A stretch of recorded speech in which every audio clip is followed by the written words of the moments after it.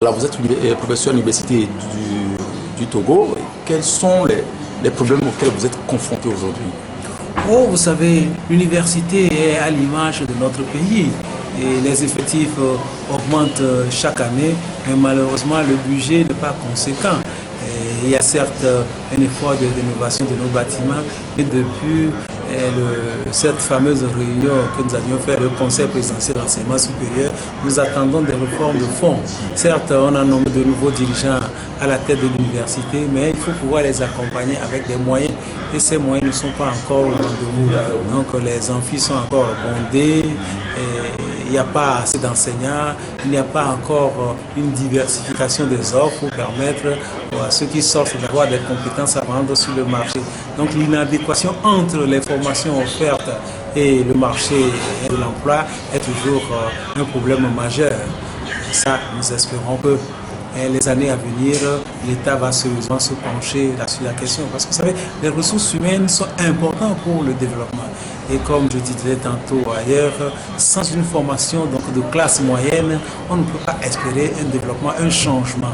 Or, malheureusement, nous voyons au Togo un écart qui se creuse de plus en plus entre une classe privilégiée et une classe donc, faible, mal formée, qui n'a pas assez à l'emploi, qui n'a pas assez aux différentes ressources.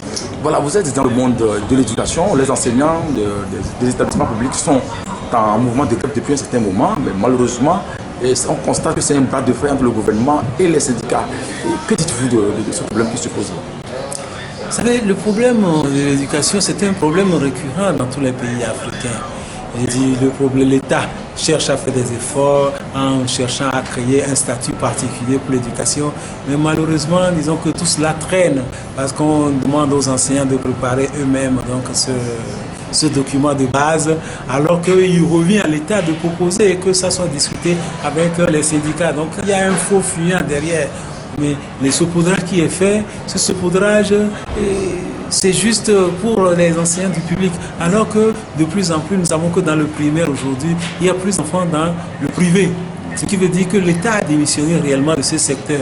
Donc le problème qui est là, c'est un problème qu'on doit prendre de manière holistique en réfléchissant davantage sur tout le système éducatif, y compris ceux qui sont dans le privé et dans le confessionnel. Parce que ceux-là, leur problème reste encore entier, parce qu'ils n'ont même pas les primes de rentrée, les primes de bibliothèque que leurs collègues du public ont. Donc il me semble que le problème de l'éducation, au-delà donc de cette réunion qu'on a promis, qui n'a jamais eu lieu, donc les états généraux de l'éducation, il y a lieu que le gouvernement prenne les choses en main réellement, qu'on fasse un statut particulier au secteur et qu'on fasse un vrai ménage dans le domaine, parce qu'il faut une éducation publique de qualité. Or, ce que nous constatons, c'est que l'éducation est de plus en plus privatisée. Et si tel est le cas, je crois que nous allons dans l'impasse. On risque d'avoir deux classes, ceux qui ont les moyens de pousser leurs enfants, qui vont toujours avancer, et ceux qui ne peuvent pas, leurs enfants resteront donc dans la médiocrité.